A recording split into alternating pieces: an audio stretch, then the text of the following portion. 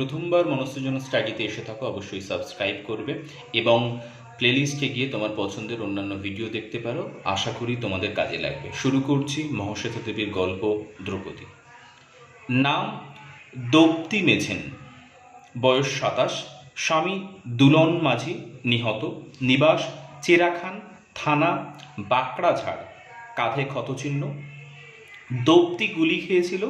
জীবিত বা মৃত সন্ধান দিতে পারলে এবং জীবিত হলে গ্রেপ্তারের সহায়তায় 100 টাকা। 2 তকমাধারী ইউনিফর্মের মধ্যে সংলাপ। 1 তকমাধারী। সাঁওতালির নাম দ্রৌপদী কেন? আমি যে নামের লিস্টি লইয়া আসছি তাতে তো এমন নাম নাই। লিস্টিতে নাই এমন নাম কেউ থুইতে পারে? 2 তকমাধারী। দ্রৌপদী মেছেন, ওর মা যে বছর বাকুলির সূর্য সাহুর নিহত বাড়িতে ধান ভানারি কাঁপছিল সে বছর ওর জন্ম। সূর্য সাহুর বউ ওর নাম দিয়েছিল। 1 তকমাধারী। অহংকার অফিসাররা জানে কেবল ফসফসাইয়া ইংরেজি লিখতে, হেয়ার নামে এত লিখছে কি? 2 তকমাধারী। মোস্ট নটোরিয়াস মেয়ে ছেলে, লং ওয়ান্টেড ইন মেনি। ডাসিয়ের দুলন ও দ্রৌপদী দাওয়ালি কাজ করত বিটুইন বীরভূম, বর্ধমান, মুর্শিদাবাদ, বাঁকুড়া রোটেট করে ঘুরত। 1971 সালে বিখ্যাত অপারেশন বাকুলিতে যখন 3টি গ্রাম হেভি কর্ডন করে মেশিনগান করা হয় তখন এরা দুজনও নিহত ভান হয়ে পড়ে থাকে। বস্তুত এরাই মেইন ক্রিমিনাল। সূর্য সাহু ও তার ছেলেকে খুন, ড্রাউটের সময়ে আপার কাস্টের ইদারা ও টিউবওয়েল দখল, সবেতেই এরা মেইন। সেই ছেলে 3টেকে পুলিশের হাতে সারেন্ডার না করাতেও এবং অপারেশন বাকুলির আর্কিটেক্ট ক্যাপ্টেন অর্জুন সিং প্রভাতে লাশ গণনা করতে গিয়ে স্বামী স্ত্রীকে না পেয়ে তৎক্ষণিক ব্লাড সুগারে আক্রান্ত হয়ে পুনর্বার প্রমাণ করে বহুমূত্র সত্যিই দুশ্চিন্তা এবং উদ্বেগের ব্যাধিও বটে। বহুমূত্র 12 ভাতারি, তার 1 ভাতার অ্যাংজাইটি। দুলন ও দ্রৌপদী দীর্ঘদিন নিয়ান্ডারথাল অন্ধকারে নিখোঁজ থাকে এবং বিশেষ বাহিনী সে অন্ধকারে সশস্ত্র সন্ধানে বিদ্ধ করতে গিয়ে পশ্চিমবঙ্গের বিভিন্ন জেলায় বেশ কিছু দাওয়ালি সাঁওতালনিকে তাদের অনিচ্ছায় সিংবঙ্গার কাছে যেতে বাধ্য করে। ভারতের সংবিধানে জাত ধর্ম নির্বিশেষে সকল মানুষই পবিত্র। তা সত্ত্বেও এহেন অঘটন ঘটে যায় কারণ দ্বিবিধ। 1 নিখোঁজ দম্পতির আত্মগুপ্তিতে অসামান্য দক্ষতা। 2 বিশেষ বাহিনীর চোখে সাঁওতাল কেন? অস্ট্রো এশিয়াটিক মুন্ডা গোষ্ঠীর সকল সন্তানকেই এক চেহারা মনে হওয়া। বস্তুত বাঁকড়াঝাড় থানার আন্ডারে এ ভারতে কেন্নটিও কোনো না কোনো থানার আন্ডারে অবস্থিত কুখ্যাত ঝাড়খানি জঙ্গলের চতুষ্পার্শ্বে এমনকি অগ্নি ও নৈঋত্য কোণেও থানা আক্রমণ, বন্দুক অপহরণ। যেহেতু ছিনতাই পার্টি নির্বিশেষে সুশিক্ষিত নয় সেহেতু বন্দুকের বদলে তারা চেম্বারটা দিয়ে দিন ও বলে। গোলদার, জোরদার, মহাজন, শান্তিরক্ষক, কান্ডুজে বাবু ও খোচর ইত্যাদি অপরাধী বলে যাদের সন্দেহ করা হয় তাদের সম্পর্কে সংগৃহীত প্রত্যক্ষদর্শী বিবরণীতে জানা যায় বহু পিলে চমকানো কথা।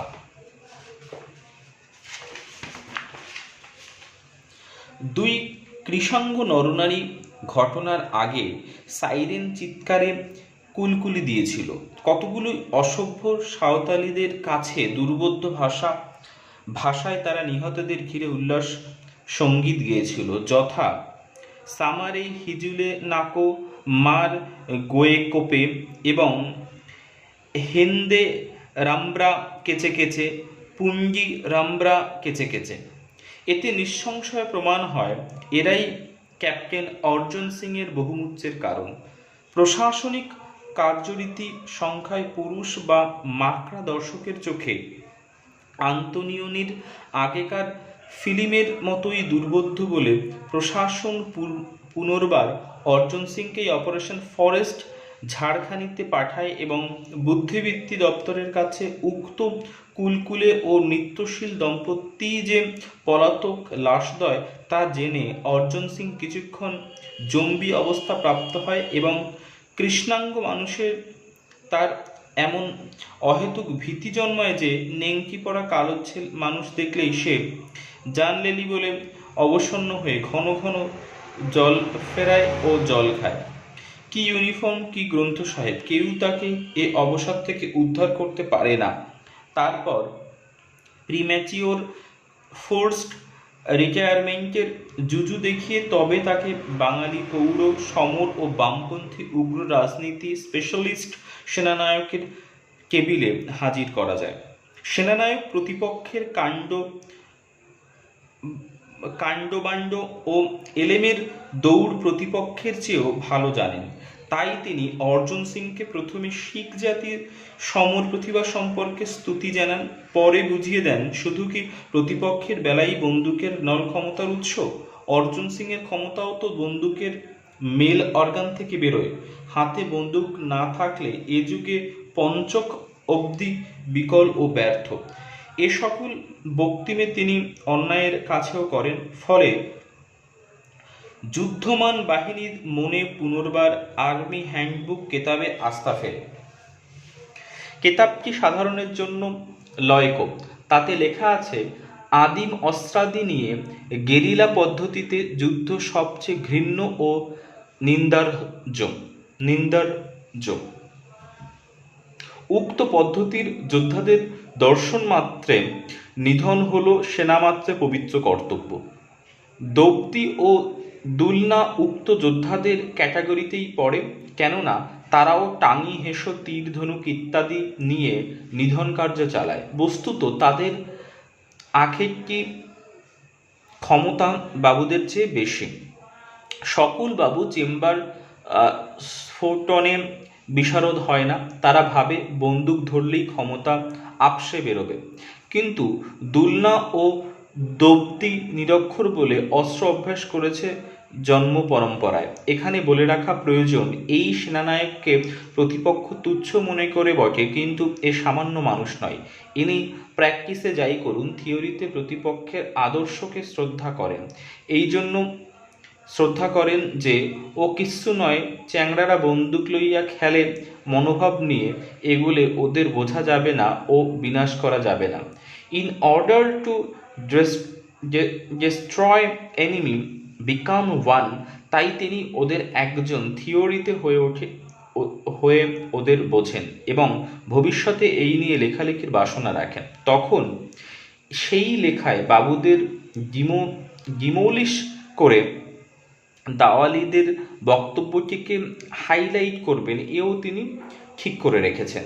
তার মনের এই সকল প্রসেসকে আপাত জটিল মনে হতে পারে, কিন্তু আসলে তিনি খুবই সরল এবং কাউঠার মাংস খেয়ে তার সেজ ঠাকুরদার মতোই তিনিও আনন্দ পান। আসলে তিনি জানেন প্রাচীন গণনাট্য নীতির মতো করভটে বদল হেগা জামানা এবং সকল জামানাতেই তার সসম্মানে টেকার মতো টিকিটপত্র চাই। দরকার হলে ভবিষ্যৎকে তিনি দেখিয়ে দেবেন তিনি ব্যাপারটি কত ঠিক পার্সপেক্টিভে বুঝেছিলেন। আজ যা যা করছেন তা ভবিষ্যতের মানুষ ভুলে যাবে, তাতে তার তিলের সন্দেহ নেই। এবং জামানায় সবার রঙে রং মেশাতে পারলে তিনি সংশ্লিষ্ট জামানার প্রতিনিধি হতে পারবেন, এও তিনি জানেন।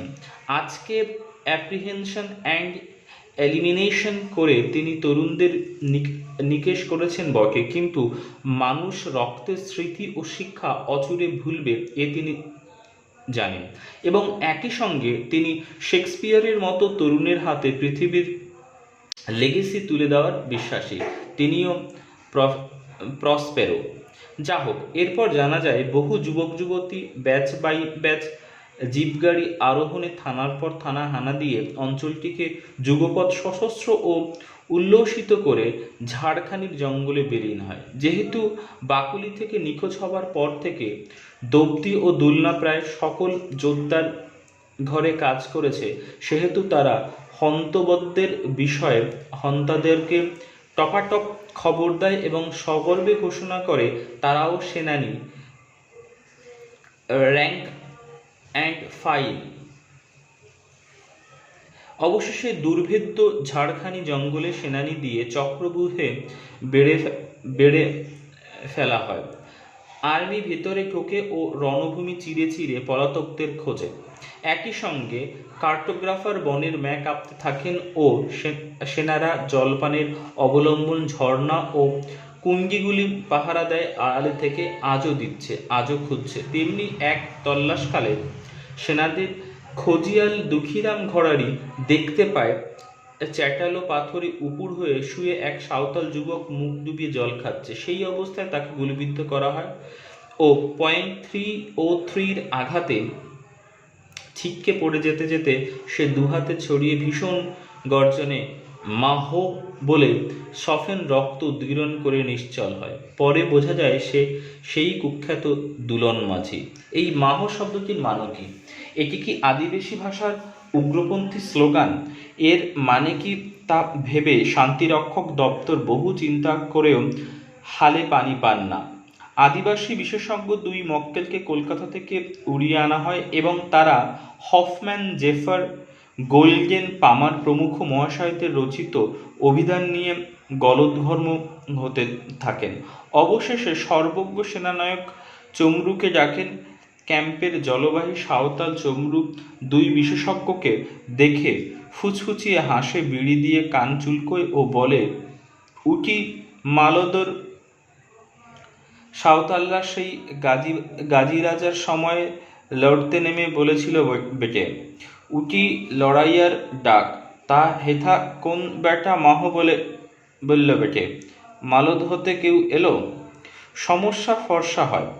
তারপর দুলনের শবদেহ উক্ত পাথরে ফেলে রেখে সেনারা সবুজ উর্দির কামোফ্লোজে গাছে গাছে চড়ে দেবতা প্যানের মতো গাছের সপত্র ডাল আলিঙ্গনে বেঁধে অসভ্য জায়গায় কাঠপিঁপড়ের সন্ধানী কাপড় খেতে খেতে অপেক্ষা করে, দেখে মৃতদেহ নিতে কেউ আসে কিনা। এটি শিকার পদ্ধতি যেমন, যুদ্ধের পদ্ধতি তেমন নয়।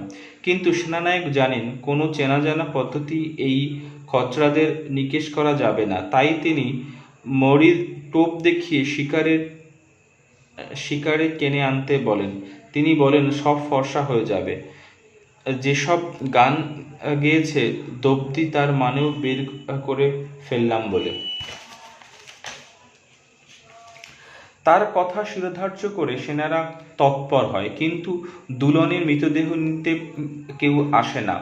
উপরন্তু রাতের আধারে খচর মচর শুনে সেনারা গুলি ছুঁড়ে নেমে এসে দেখে তারা শুকনো পাতায় বিছানায় সঙ্গমরত সজারু দম্পতিকে মেরেছে। জঙ্গলে সেনাদের পথ চেনাবার খোজিয়াল দুঃখীরাম ঘরারি অসংসারীর মতো দুলন সংশ্লিষ্ট বকশিস না নিয়েই কার যেন হেসোতে গলা দেয়।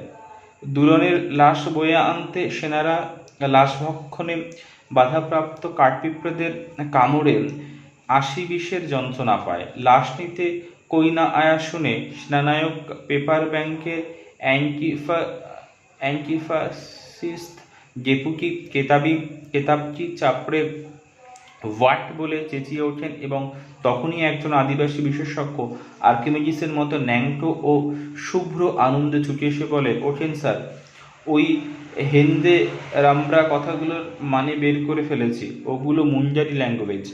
অতএব দব্দির খোঁজ চলতে থাকে। ঝাড়খানি জঙ্গল বেল্টে অপারেশন চলবে। ওটি প্রশাসনের নিতম্বে 2টি দুষ্ট ফোড়া, সিদ্ধ মলমে সারবার নয়, তোকমারিতে ফাটবার নয়। প্রথম ফেজে পলাতকরা জঙ্গলের টোপোগ্রাফি না জানায় পটাপট ধরা পড়ে ও সম্মুখ সংঘর্ষের নিয়মে তাদের শরীরে করদাতার খরচের শ্রাদ্ধ করে গুলি বেঁধানো হয়। সম্মুখ সংঘর্ষের নিয়মে তাদের শরীরে চক্ষুগোলক, পৌষ্টিকনালী, পাকস্থলী, হৃৎপিণ্ড, জননস্থান প্রভৃতি শেয়াল, শকুন, হায়েনা, বনবিড়ালি, পিঁপড়ে ও কৃমির খাদ্য হয় এবং নির্মাংস শুভ্র কঙ্কাল নিয়ে ডোমরা সানন্দে বেচতে যায়। পরবর্তী ফেজে তারা সম্মুখ সংঘর্ষে ধরা দেয় না। তাতে এখন মনে হচ্ছে তারা কোনো একজন বিশ্বস্ত কুরিয়ারকে পেয়েছে। সে যে দব্দি, সে সম্ভাবনা টাকায় 90 পয়সা। দব্দি দুলনকে রক্তাধিক ভালোবাসত, এখন সেই ওদের বাঁচাচ্ছে নিশ্চয়ই। ওদের কথা কি হাইপোথেসিস। কেন? অরিজিনালি কতজন গিয়েছিল? উত্তর নীরবতা। সে বিষয়ে বহু গল্প উদীয়মান, বহু কিতাব যন্ত্রস্থ। সব কথা বিশ্বাস না করাই ভালো। 6 বছরে কতজন সম্মুখ সংঘর্ষে নিহত? উত্তর নীরবতা। সম্মুখ সংঘর্ষের পর কঙ্কালসমূহের হাত ভাঙা বা কাটা কেন? নুলোরা কি সম্মুখ সংঘর্ষ করতে পারে? কণ্ঠাস্থির লটর পটর পা ও পাজরা অস্থি চূর্ণিত কেন? উত্তর নীরবতা। উত্তর দুরকম। নীরবতা, চোখে অভিমানী তিরস্কার, ছি, এসব কথা কি কইতে আছে? যা হবার তা হবে। এখন কজন জঙ্গলে আছে? উত্তর নীরবতা। তারা কি এক লিজিয়ন? তাদের কারণে করদাতাদের খরচের একটা বড় বাহিনী হামেহাল ওই জঙ্গলের বন্য পরিবেশে মোতায়েন রাখা কি জাস্টিফাইড? উত্তর অবজেকশন। বন্য পরিবেশ কথাটি ঠিক নয়। মোতায়েন বাহিনী, সুষম খাদ্য, চিকিৎসা ব্যবস্থা, যথাধর্ম মতো অনুষ্ঠানের সুবিধা, বিবিধ ভারতী সোনা ও ইয়ে হায় জিন্দেগি ফিল্মে সঞ্জীব কুমার ও ভগবান শ্রীকৃষ্ণকে মুখোমুখি দেখার সুযোগ সুবিধা পেয়ে থাকে না। পরিবেশ বন্য নয়। কতজন জানে? উত্তর নীরবতা। কতজন আছে? অ্যাট অল কেউ আছে কি? উত্তর দীর্ঘ। যথা ওয়েল অ্যাকশন হচ্ছে মহাজন জোরদার, গোলদার, সুরি, বেশ্যালয়ের বেনামি মালিক, অতীতের খোঁচর, এরা আজও সন্ত্রস্ত, নিরন্ন, নেংটেরা আজও উদ্ধত ও অনমনীয়। দাওয়ায় কোনো কোনো পকেটে ব্যাটার ওয়েস পাচ্ছে। পলাতকদের প্রতি সহানুভূতিশীল গ্রামগুলো আজও নীরব ও বিদ্বেষী। এইসব ঘটনাবলী থেকে মনে করার কারণ আছে, এই ছবিতে দপ্তি মেঝেন কোথায় বসে? সে নিশ্চয়ই পলাতকদের সঙ্গে সামিল আছে। ভয়ের কথা অন্যত্র। যারা আছে তারা দীর্ঘদিন জঙ্গলের আদিম জগতেই আছে, সহচর্য করছে দরিদ্র দাওয়াল ও আদিবাসীদের সঙ্গে। এই সাহচর্যের ফলে তারা নিশ্চয়ই কেতাবি শিক্ষা ভুলে মেরে দিয়েছে। যে মাটিতে থাকছে তার সঙ্গে হয়তো কেতাবি শিক্ষা অরিয়েন্টেশন করে নতুন করে সংগ্রাম পদ্ধতি ও বাঁচবার নিয়ম শিখছে। বাইরের কেতাবি শিক্ষা ও অন্তরের উদ্যম একমাত্র যাদের সম্বল, তাদের গুলি করে নিকেশ করা চলে। হাতে কলমে কাজ করছে যারা, তারা অত সহজে নিকেশ হবার নয়। অতএব অপারেশন ঝাড়খানি ফরেস্ট থামতে পারে না, কারণ আর্মি অ্যান্ড বুকের সাবধানবাণী। 2. দপ্তি মেঝেনকে ধর, সে ওদের ধরিয়ে দেবে। দপ্তি পেট কাপড়ে ভাত বেঁধে নিয়ে আস্তে আস্তে চলছিল। মুসাই টুটুর বউ ভাত রেঁধে দিয়েছে, মাঝে মাঝে দেয়। ভাত জুড়োলে দপ্তি পেট কাপড়ে ভাত বাঁধে ও ধীরে ধীরে চলে। চলতে চলতে ও মাথায় চুলে আঙুল চালিয়ে ডাঙর বের করে মারছিল। একটু কেরোসিন পেলে মাথায় ঘষে দিলে উপুর নিকেশ হয়, তারপর সোডা দিয়ে মাথা ঘষে ফেলা যায়। কিন্তু হারামিরা ঝর্ণার বাঁকে বাঁকে ক্ষেপ মারে। জলে কেরোসিনের বাস পেলে ওরা গন্ধে গন্ধে চলে আসবে। দব্দি সাড়া দিল না। সনামে ডাকলে কখনই সাড়া দেয় না ও। ওর নামে বকশিস ঘোষণার কাগজটা আজই পঞ্চায়েত আপিসে দেখে এসেছে। মুসাই টুটির বউ বলেছিল, ও কি দেখছিস? কোথাকার কে দব্দি মেছেন?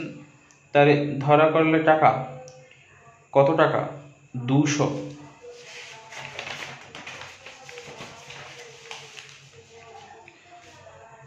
হাই গ। বেরিয়ে এসে মুসাইয়ের বউ বলল, এবার শাসাতন খুব, সব নতুন পুলুস। হ্যাঁ, তু আসিস না কেনে?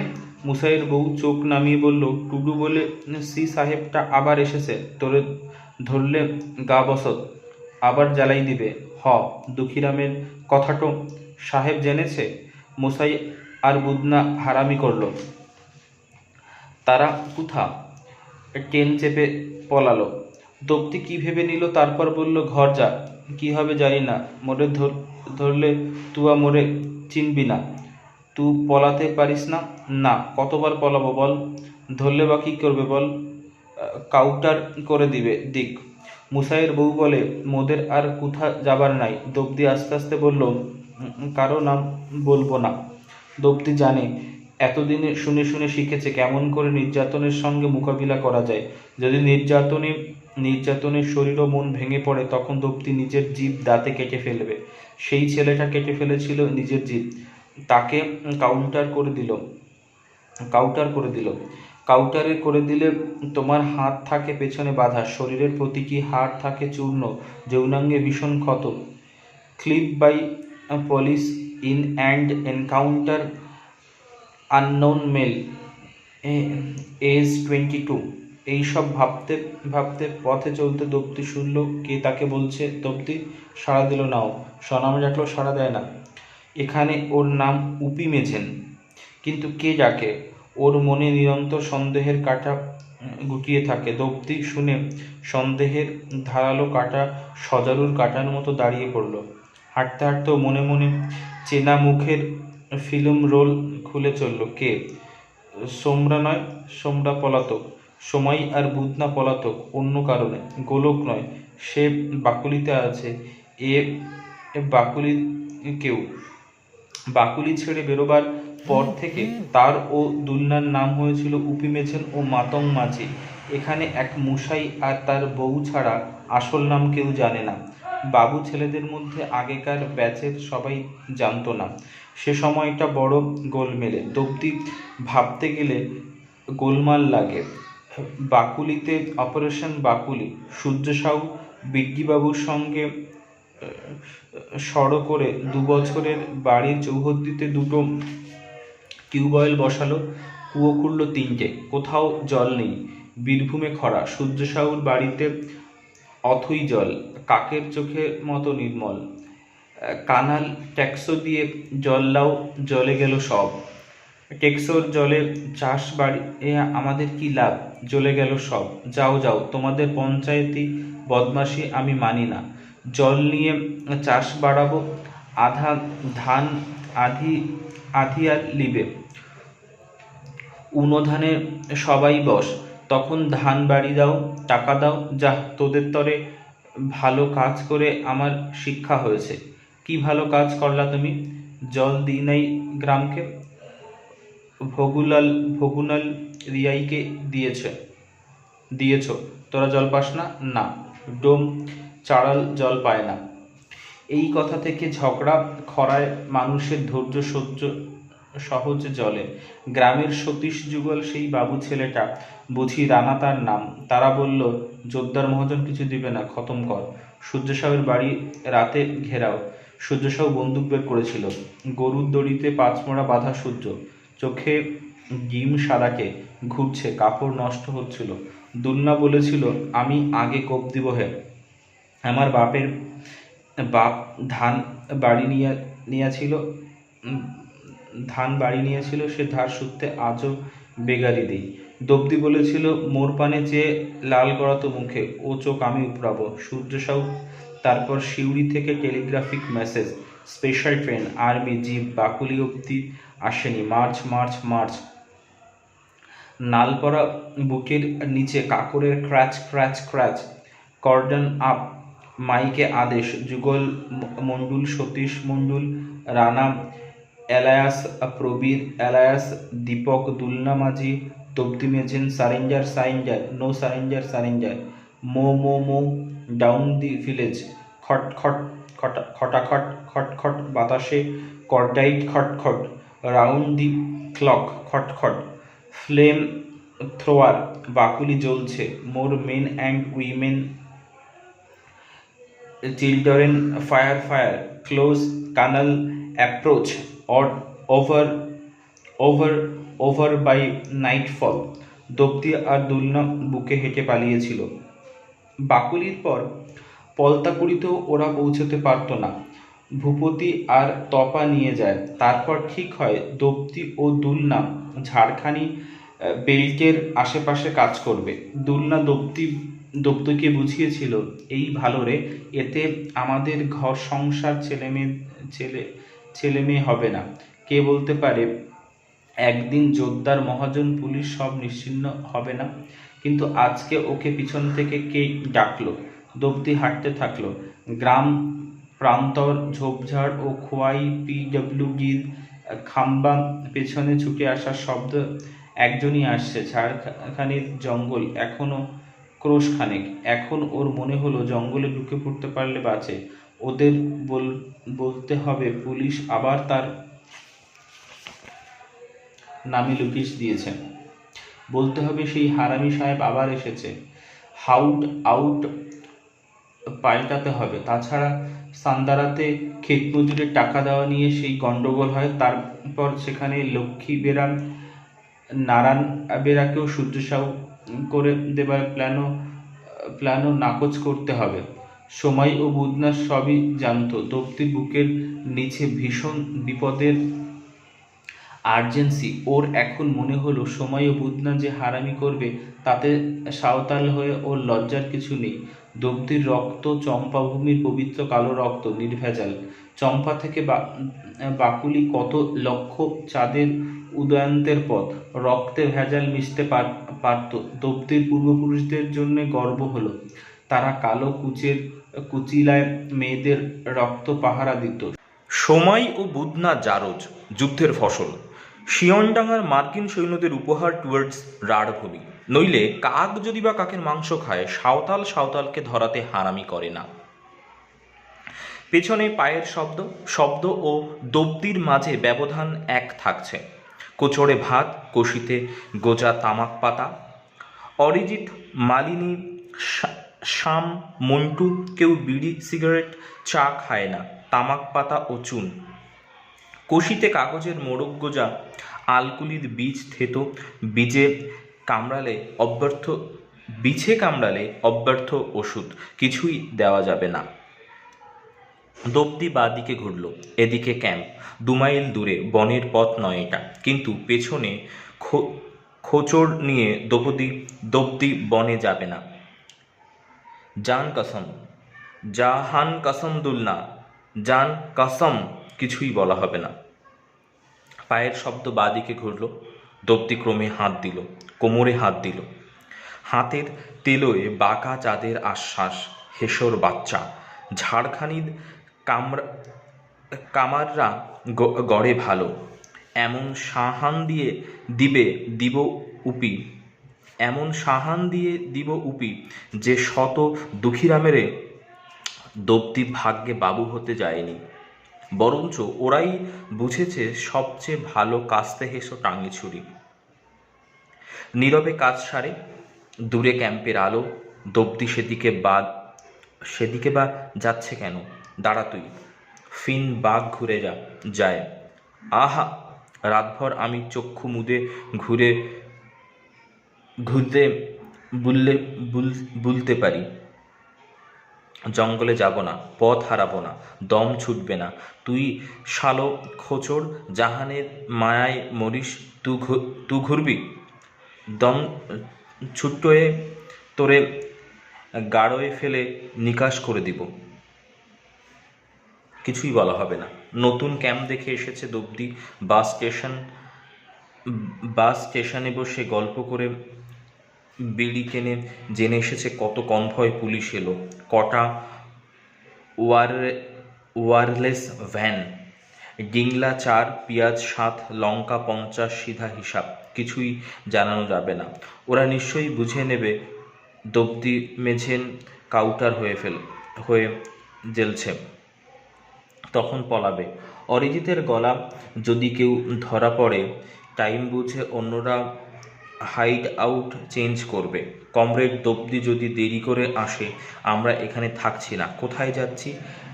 নিশানি থাকছে। কোনো কমরেড নিজের জন্য আমাদের ডেস্ট্রয়েড হতে দেবে না।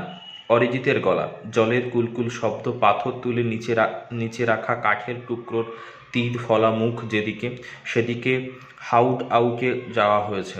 এটা দব্দির পছন্দ বোধাওয়াত্ম। দুলনা মরে গেল, কারুকে মেরে মরেনি বাবা। প্রথম থেকে এসব মাথায় জারায়নি বলে ওর জন্যে হামলাতে গিয়ে কাউটার হতিস। এখন অনেক নির্মম নিয়ম, সহজ ও বৌদ্ধ। দব্দি ফিরল ভালো, ফিরল না ব্যাড। চেঞ্জ হাইড আউট, নিশানি এমন হবে, অপোজিশন দেখতে পাবে না, দেখলে বুঝবে না। পেছনে পায়ের শব্দ, দব্দি আবার ঘুরল। এই 3.5 মাইল বিস্তীর্ণ ডাঙা ও খোয়াই জঙ্গলে ঢোকার প্রকৃষ্ট পথ। দব্দি সে পথ পেছনে রেখে এসেছে। সামনে খানিকটা সমতল, তারপর আবার খোয়াই। এত উঁচু নিচুতে কখনো আর্মি ক্যাম্প ফেলেনি। এদিকটা নির্জন, ভুলভুলাইয়া, বাঘান্ডু, গন্ডুলি, ইটা বেটে, সকল ঘিবার মতো দেখতে। ঠিক আছে, দব্দি ফেউটাকে শ্মশানে নিয়ে তুলবে। সারান্দার পতিত পাবনকে তো শ্মশানকালীর নামে বলি দেওয়া হয়েছিল। অ্যাপ্রিহেন্ড। ঘিবাগুলি একটা উঠে দাঁড়ালো, আর একটা। পৌর সেনানায়ক যুগপৎ, আনন্দিত ও নিরাশ। If we want to destroy enemy, become one. তিনি তা হয়েছিলেন। 6 বছর আগেও উনি ওদের প্রতীকী মুভ অ্যান্টিসিপেট করতে পারতেন, এখনও পারছেন। আনন্দ। সাহিত্যের সঙ্গে যোগ রাখার ফলে ফার্স্ট ব্লাড পড়ে তিনি তার চিন্তা ও কাজের সমর্থন দেখেছেন। দব্দি তাকে ধাপ্পা দিতে পারল না। দুঃখ ও নিরাশা, কারণ দ্বিবিধ। 6 বছর আগে মস্তিষ্ক কোষে সংগৃহীত পরিসংখ্যানের ভিত্তিতে লেখা তার প্রবন্ধ বেরিয়েছে। তিনি প্রমাণ রেখেছেন তিনি এই সংগ্রামের সমর্থক। দাওয়ালিদের পরিপ্রেক্ষিতে, দব্দি দাওয়ালি, veteran fighter, search and destroy. Draupadi Mejhen apprehended হতে চলেছেন, ডেস্ট্রয়েড হবে। দুঃখ। হল্ট। দব্দি থমকে দাঁড়ায়। পেছনের পদশব্দ ঘুরে সামনে এসে দাঁড়ায়। দব্দির বুকের নিচে কানালের বাঁধ ভাঙল। সর্বনাশ। সূর্য সাহুর ভাই রতনী সাহু। সামনেই ঘিবা দুটি এগোলো। সময় ও বুধনা, ওরা ট্রেনে পালায়নি। অরিজিতের গলা, যখন জিতছ তা যেমন জানবে, যখন হারলে তা মানবে এবং পরের স্টেজ থেকে কাজ করবে। দব্দি এখন দুহাত জড়িয়ে আকাশপানে মুখ তুলে জঙ্গলের দিকে ঘুরে গিয়ে সর্বসত্তায় শক্তি দিয়ে কুলুকুলি দিল। এবার 1 বার, 2 বার, 3 বার। তৃতীয় কুলকুলিতে ঝাড়খানি জঙ্গলের আঁচলের গাছে পাখিগুলো রাতের ঘুম ভেঙে ডানা ঝাপটে ডেকে উঠল। কুলুর প্রতিধ্বনি বহুদূর যায়। 3। সন্ধ্যে 6:57 দ্রৌপদী মেঝেন অ্যাপ্রিহেন্ডেড হয়। ওকে নিয়ে ক্যাম্প পর্যন্ত পৌঁছতে লাগে 1 ঘন্টা। ঠিক 1 ঘন্টা জেরা চলে। কেউই তার গায়ে হাত দেয় না এবং তাকে ক্যাম্বিসে টুলে বসতে দেওয়া হয়।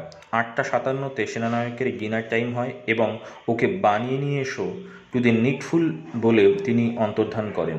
তারপর 1 নিযুত চাঁদ কেটে যায়, 1 নিযুত চান্দ্র বৎসর। লক্ষ আলোকবর্ষ পরে দ্রৌপদী চোখ খুলে কি বিস্ময়! আকাশ এবং চাঁদকেই দেখে। ক্রমে ওর মস্তিষ্ক থেকে রক্তাভ আলপিনের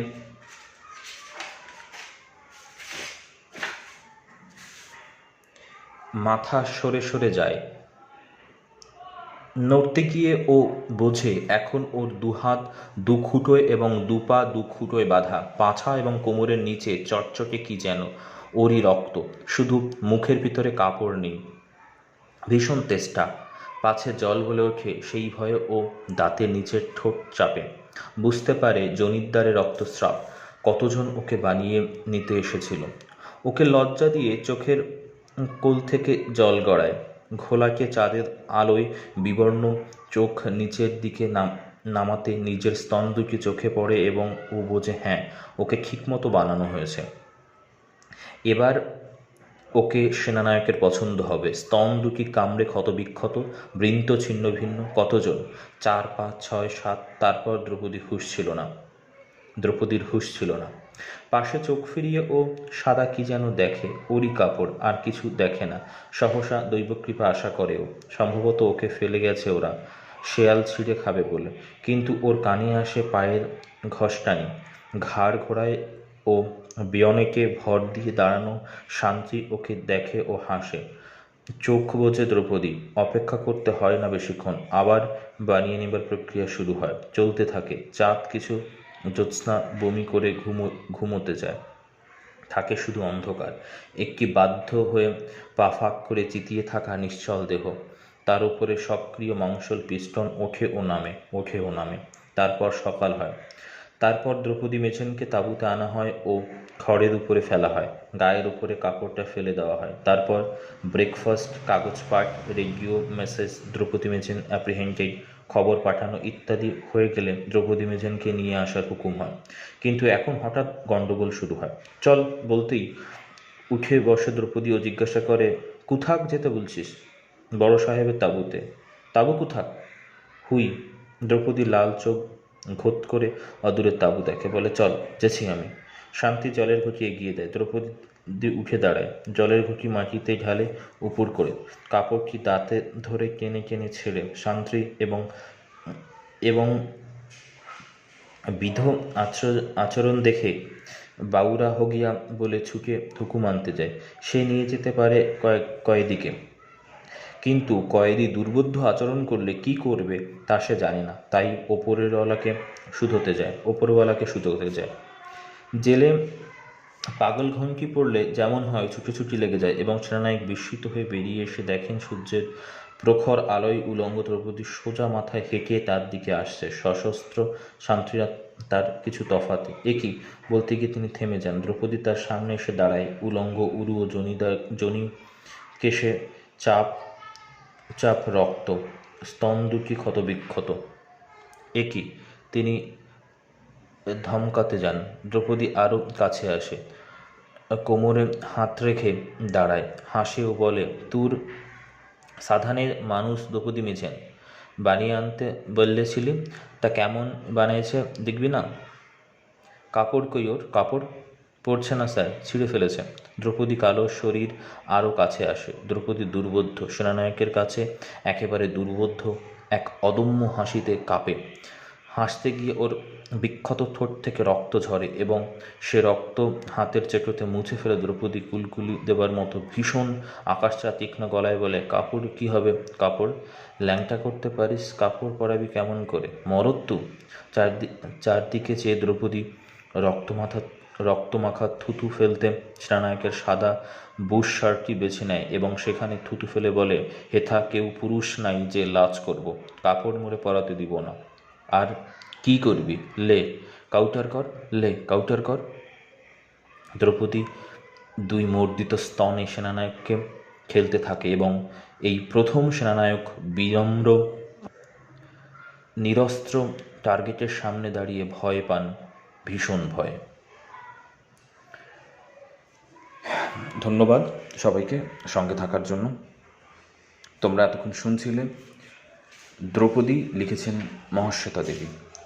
এটি প্রকাশিত হয়েছিল পরিচয় শারদীয় পত্রিকায় 1977 খ্রিস্টাব্দে।